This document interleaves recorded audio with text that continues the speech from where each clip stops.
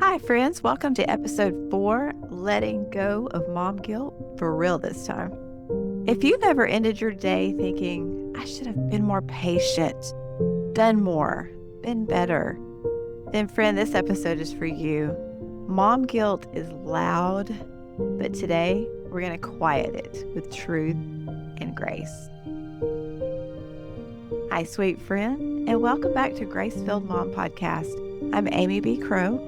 And whether you're listening on the go or finally catching your breath between activities, I'm so glad you're here. This is your space to feel seen, encouraged, and reminded that you are not alone on this motherhood journey. I want to start today by taking you back a bit because even though my kids are older now and 2 are in college, I remember the early years so clearly. And looking back, I can laugh now at the moments that at the time made me feel like the world's most frazzled mom. There was the Christmas when my 4-year-old found a pair of scissors. And I know you're thinking, how could you not be watching him? But as you will soon learn, it's hard, especially when you have multiple children, to watch all of them 24 hours a day. It just simply can't be done. So, carrying on with the story, my 4-year-old found a pair of scissors, cut every single ornament and streamer off of his little tree that was in his room, little 4-foot mini tree that was matched to the color of his room. They all 3 had their own little trees in their room. He cut every single ornament, all the streamers off the little tree. He hid the streamers behind a pillow when I found him in the playroom. He proceeded to climb onto a chair before I found him and put the scissors on top of the refrigerator and then put the chair back, thinking that I would never know that it was him. That cut everything. Then there was the time when I was rushing to get to my son's travel ball game. This was years later, with my 2 girls in the car. My oldest at the time, she's very sweet now, but at the time had a little bit of a sassy mouth at that age. And as I was backing out of the garage, I turned around to correct her. In my hurry to do the correcting as a mom, I knocked off my left side mirror because I was continuing to back up while I was trying to discipline. Completely took it off. I had to duct tape it so that I could make it to the game, because if you've ever been involved in travel ball, they don't wait for you. So we laugh about that now, but in that moment, the guilt hit hard. And then there was the dinosaur bone excavation. My son and a neighbor friend dug several large holes in the backyard, huge holes, proudly telling me that they were looking for dinosaur bones. I remember standing there thinking, I can't even go inside for 2 minutes without chaos unfolding. Real motherhood is messy. It's unpredictable, and it's full of moments that test your patience. It stretches your nerves, and it makes you question if you're getting any of this right. And if you're like me, these moments often brought an unwelcome companion, mom guilt. The voice in your head that says, you should have handled that better. You messed up. You're not doing enough. You're not enough. But here's the truth that I wish that I had understood sooner. Mom guilt is loud, but it is not always telling the truth. God's voice is quieter, it's kinder, and it's full of grace. So today, we're going to lean into that voice instead. I want to talk to you a little bit about what mom guilt actually is and why it shows up. Mom guilt comes from a lot of places, but most of the time it sneaks in because we care so deeply. We love our children fiercely, And we want so badly to get it right that any misstep feels bigger than it really is. And motherhood has this way of exposing our insecurities. You lose your patience, and guilt whispers, you failed. You forget something, and guilt says, other moms wouldn't have. You react too quickly, and guilt replies, you messed up again. You compare yourself to other moms, even though you don't want to. And guilt says, see, they're doing it better. But here's what's important to understand: mom guilt isn't always based in truth.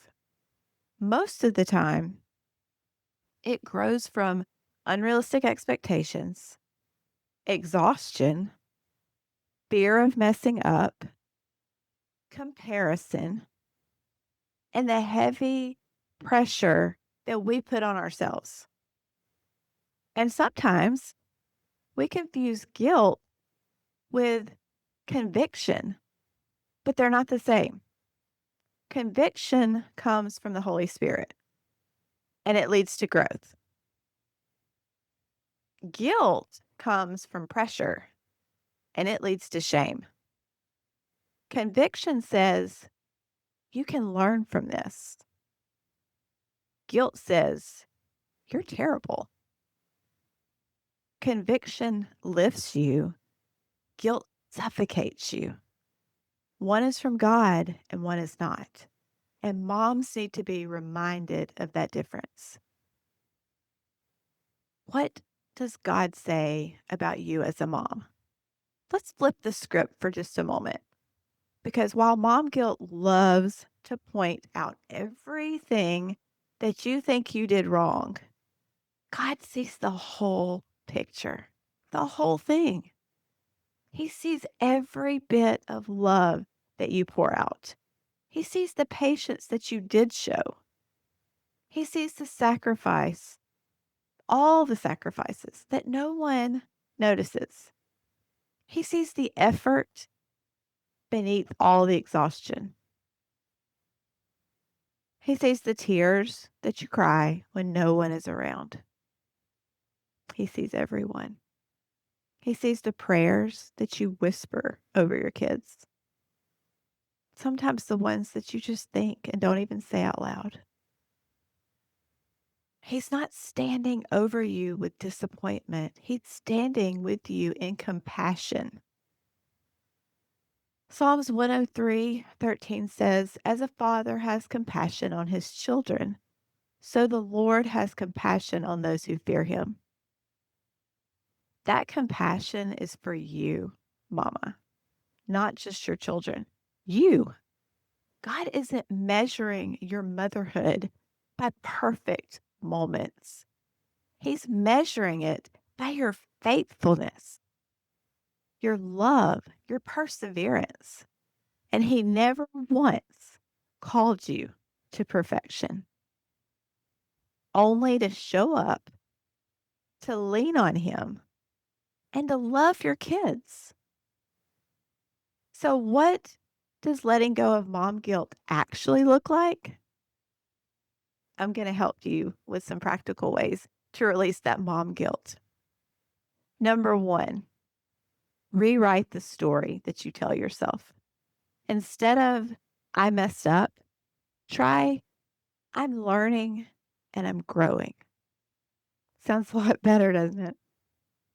Instead of, I'm failing, try, I'm showing up and that matters. All right, number two, ask God for his perspectives.